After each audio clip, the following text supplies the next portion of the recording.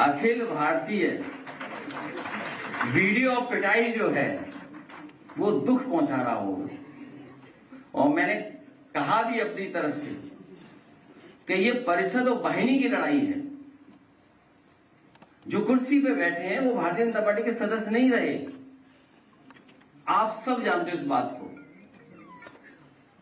Bharatiya Janata party के न जाने कितनों का भविष्य खा करके उस कुर्सी पे बैठ गए। तो स्वाभाविक है अखिल भारतीय वीडियो पिटाई देख करके छात्र दुखी हो रहे होंगे।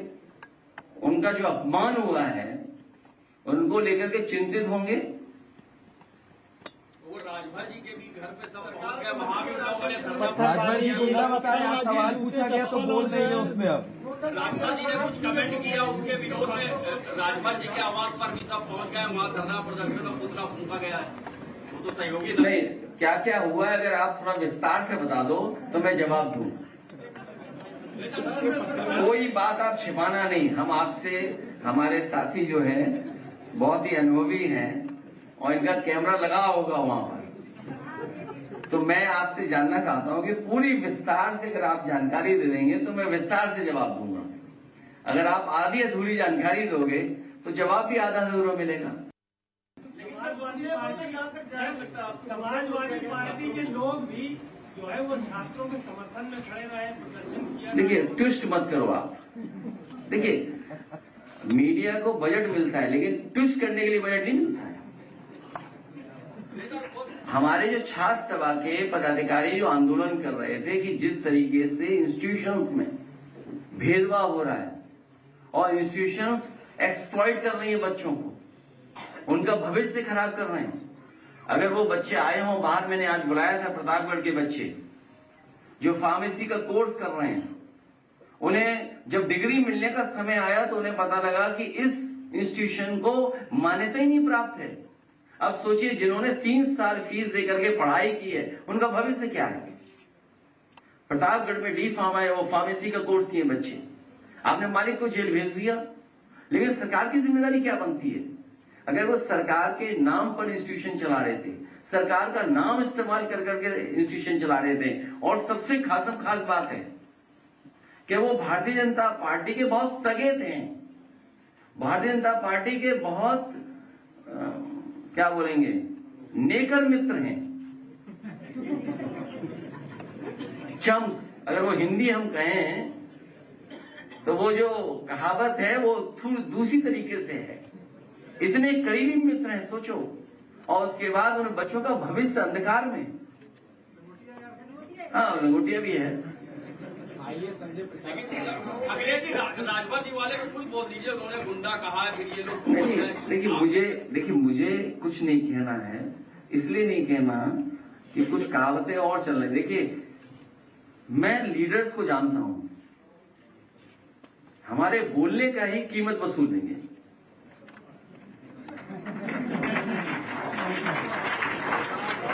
अगर उन्हें थोड़ा भी सम्मान है, अगर उन लोगों में अगर थोड़ा भी सम्मान है तो विचार करें वो। लेकिन सवाल ये कि अगर हम कुछ कह दें तो उसी की वो डिमांड हो जाएगी कुछ, तो हम क्या कर सकते हैं? सरकार है, लाभ पहुंचा देगी। कौन उनको विभाग पीडब्ल्यूडी मिल जाए, हमारे बोलने से पीडब्ल्यूडी मिल जाए तो हम तो चाहेंगे उन्हें पीडब्ल्यूडी मिल जाए। नहीं, हम ये चाहते हैं कि पॉजिटिव विचार करें कि पंचायत राज से हट करके पीडब्ल्यूडी पहुंच जाए। नहीं, देखो, निगेटिव नहीं है हम लोग, पीडीएफ और पॉजिटिव प्रोग्रेसिव। हम ये चाहते हैं कि जो विभाग है उनके पास है, विचार करें और पीडब्ल्यूडी ले लें। मतलब सर, उनके दरवाजे पे जो लोग खड़े थे, आपके दरवाजे के लिए खुले? दरवाजे पे खड़े होकर के, देखिए, मैं जानता हूं आप सरकार के खिलाफ नहीं है, ये बात मैं जानता हूं, तब मैं वो बात बोल रहा हूं। आप सरकार के खिलाफ नहीं है। कोई कहां खड़ा था, क्या भाषा का इस्तेमाल कर रहा था, ये तो सरकार की जिम्मेदारी है ना, किसी की सिक्योरिटी देना। और पुलिस ही अगर प्रेम दिखाए, बताइए, पुलिस प्रेम दिखा रही है सरकार में, सर, इससे पहले भी तमाम प्रोटेस्ट हुए हैं, उस पर भी लाठीचार्ज हुआ है। इस तरह की तस्वीरें नहीं देखने को मिली, क्योंकि सत्ता पक्ष के जो नेता हैं वो लगातार मनाने की कोशिश में जुटे हुए हैं। मैं जन्माष्टमी के दिन से दिन गिन रहा हूं। आज का दिन के बाद 493 दिन बचेंगे सरकार को, अगर वो उसी तारीख को चुनाव डिक्लेयर हो जाए तो 493। तो अब इस सरकार पे दिन नहीं बचे, दिन गिने जा रहे हैं। उल्टी गिनती शुरू हो चुकी है सरकार की, और जिस सरकार की उल्टी गिनती शुरू हो जाए तो कितने को मनाएंगे? मनाइए, सब संसाधन है उनके पास, वो मना सकते हैं।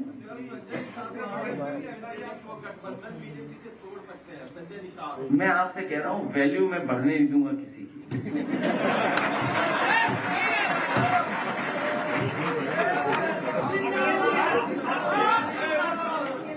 किसी की वैल्यू नहीं बढ़ने दूंगा मैं, जहां तक हम समझते हैं समाजवादी लोग।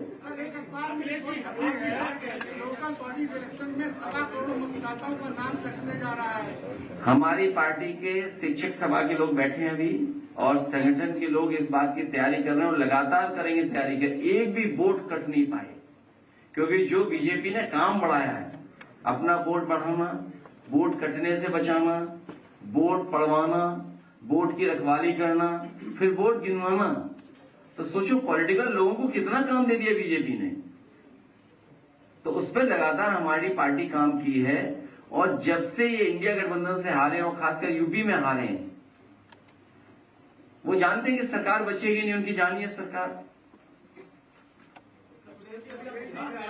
पार्टी के महासचिव वो कह रहे हैं कि एनडीए में जो सीटें है उसको आप कमजोर करने की कोशिश कर रहे हैं अपने बराबर से। कौन?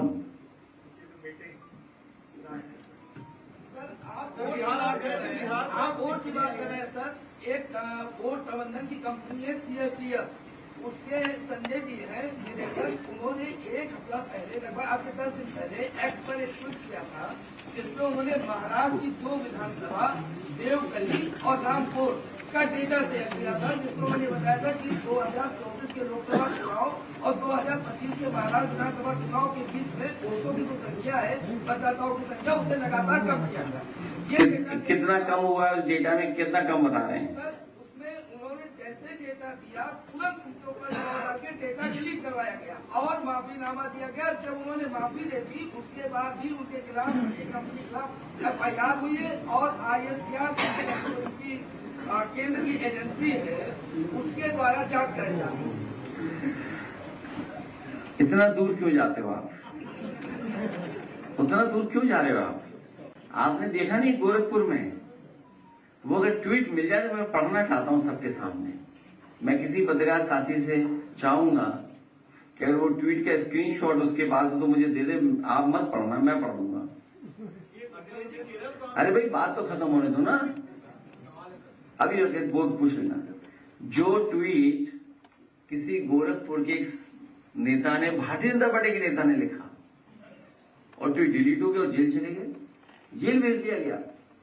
मैं केवल अपने पत्रकार साथियों से सहयोग मांग रहा हूं कि हमारी मदद करें।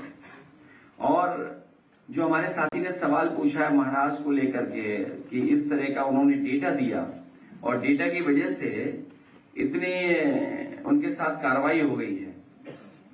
आपके पास एक एग्जाम्पलरी चुनाव था, एक बहुत एग्जाम्पलरी चुनाव है, उसका अगर मुझे डेटा मिल जाएगा तो मैं शेयर जस्ट अभी स्क्रीन पर डालूंगा।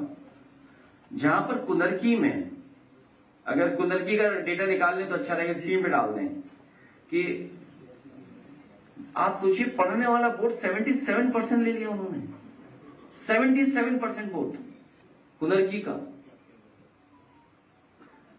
अच्छा कैसे संभव ये बताओ कि आप 77% वोट डाल रहे हैं, और जहां आपका 26 या 36% वोट था, सोचिए आपका 36% वोट था और आपने कितना वोट डाला? 77% वोट। इनके पास कुछ अधिकारी हैं, एक्सपर्ट, तिगड़ी, चुनावी तिगड़ी, 3 तिगाड़ा काम बिगाड़ा, एक कहावत है। इनके पास चुनावी तिगड़ी है, अधिकारी, सरकार और आयोग। और वो आयोग के बारे में कहा हमने, जुगाड़ आयोग है, वो जुगाड़ आयोग है, उसके माध्यम से काम करते हैं सब। तो जब जुगाड़ आयोग ही सहयोग नहीं कर रहा जो निष्पक्ष है, उसकी उस इंस्टीट्यूशन को तो निष्पक्ष रहना चाहिए। इंस्टीट्यूशन को हम शिकायत किससे करेंगे?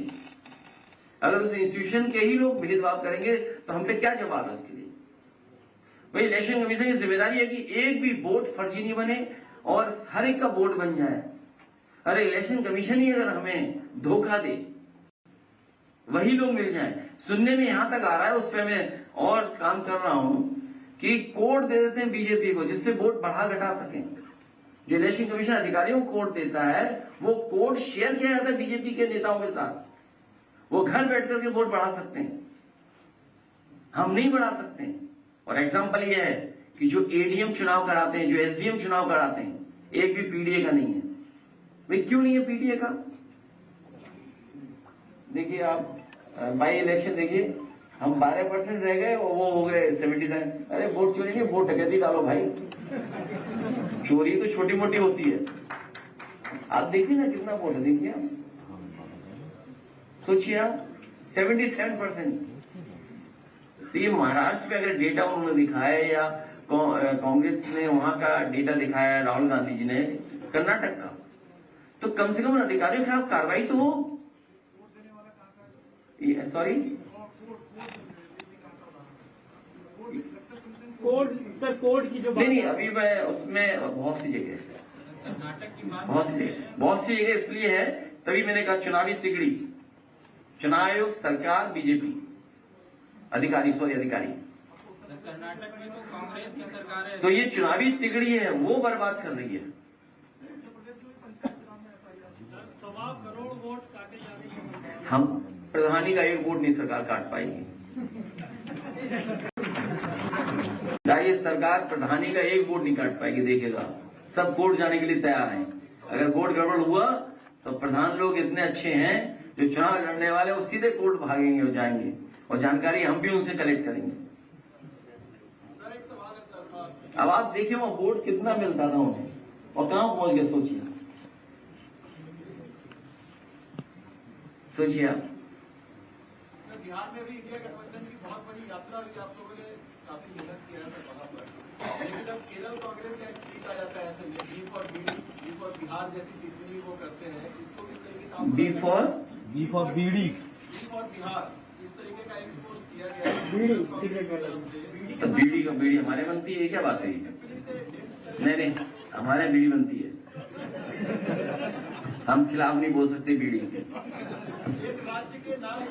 भाई मैं बीडी के खिलाफ नहीं बोल सकता, बीडी हमारे यहाँ बनती है, 3 करोड़ गुड़साईगंज में बीडी बनती है। बीडी काम करने वाले मजदूरों को विशेष योजना देकर के उनका सम्मान बढ़ाने का काम करेंगे। जब ट्रंप लगा रहा है टैरिफ, उस पर नहीं पूछोगे आगे बीजेपी के मुंह पे टैरिफ लगा हुआ है, आप पूछे जाके ना कि क्या हुआ, आपने विदेश नीति का क्या कर दिया आपने? आप भदोई के कारपेट के लिए क्या है 1 डिस्ट्रिक्ट 1 प्रोडक्ट, क्या आप इंसेंटिव दे रहे हो उनको? आप बताइए, भदोई का कारपेट जो एक्सपोर्ट होता था उसके लिए आप इंसेंटिव क्या दे रहे हो जब टैरिफ लग गया है? तो मुरादाबाद के हमारे तमाम कारीगर और एक्सपोर्टर्स, उनको क्या मदद कर रहे हो आप लोग? फरीदाबाद के लोगों को क्या कर रहे हो आप मदद? केवल नाम के लिए 1 डिस्ट्रिक्ट 1 प्रोडक्ट। हमारे तो मुख्यमंत्री को प्रोडक्ट ही नहीं पता वो कौन सा प्रोडक्ट कहां बन रहा है। सरकार लगातार लूट कर रही थी, जो सरकार लगातार लूट कर रही थी, अब जीएसटी को कम करके सर 4 स्लेब से 2 स्लेब पे नहीं। दिया गया 5 और 18, 8 साल लूटा तो तोहफा जीएसटी कम कर। जीएसटी और किसको लाभ पहुंचाने का काम कर रहे हैं सरकार? ये केवल चुनाव को लेकर के जीएसटी कम की गई है, लेकिन मुनाफाखोरी कम नहीं होगी, याद रखना आप। मुनाफाखोरी कम नहीं होगी, मुनाफाखोरी कम नहीं होगी। और फिर आप किससे वसूल लेंगे? बिजली महंगी कितनी है, और चीजें कितनी महंगी हैं, नौकरी मिल जाएगी क्या? जब आपने पूरा बाजार चीन को दे दिया, आज सोचो ट्रेड डेफिसिट क्या है चाइना के साथ हमारा, आपका ट्रेड डेफिसिट क्या है हम लोग चाइना के साथ? जब सब सामान चीन से मंगा ही लोगे आप, सब कारोबार वहीं दे दोगे आप, तो फिर क्या मेक इन इंडिया है आपका? क्या वन डिस्ट्रिक्ट वन प्रोडक्ट है आपका? ये चीन का सामान वन डिस्ट्रिक्ट वन प्रोडक्ट को पूरा खत्म कर दे रहा है।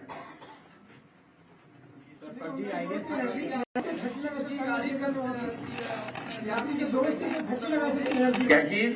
सर लग्जरी गाड़ी और टबैको पर 40% टैक्स लगा रहे हैं। हाँ हाँ, लखनऊ में गाड़ी पुलिस ने चालान काटा, फिर सीज किया, और उसके बाद जब इनकी गाड़ी छूटी और ये जब गाड़ी लेके चले 10 किलोमीटर बाद इनकी पूरी गाड़ी सीज हो गई।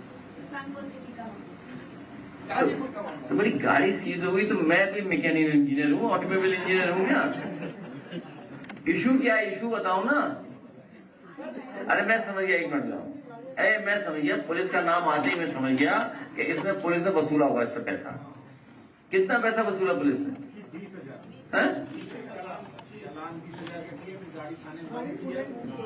ये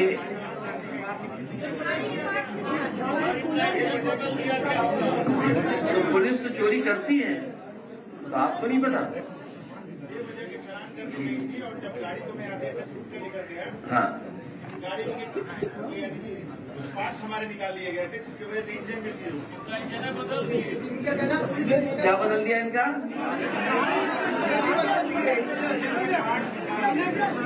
इंजन बदल दिया है? आगे आओ, क्या पार्ट निकाल लिया उसका? पाइप निकाल दिया क्या है? अरे रेडिएटर का पाइप निकाल दिया। क्यों? रेडिएटर का कूलेंट बदल दिया इन्होंने। हाँ, वो तोड़ दी। ये किसने तोड़ा? थाने में गाड़ी थी सुल्तानपुर सिटी में खड़ी थी पिछले एक हफ्ते से। हाँ। ऐसे आदेश कराने में हमको 7 दिन लग गए और बेवजह की चालान हमारी गाड़ी में कर दी गई थी 20,000 रुपए। मैं बताऊं आपको, जिसने चालान किया होगा, पैसा वसूला होगा, वो सरकार के मुख्यमंत्री के स्वजाती लोग होंगे। पूछने पे बता रहे थे कि हम लोग का टारगेट है मोटर गाड़ियों की चालान का। और दूसरा, आपका तो कम चालान है। हालांकि मुझे नहीं पता ये कौन लेके आया और कहां से कहानी बन रही है। ये कोई स्क्रिप्टेड कहानी नहीं है। अरे सुनो ना, कोई स्क्रिप्टेड कहानी नहीं है ये। अभी कल ही हमें चालान मिले, हमें अपनी गाड़ी के। तुम्हारा कितना चालान हुआ है? ये 20,000 की चालान है और बस हमारे सोचो कितना चालान होगा, बताओ है? कितना होगा चालान?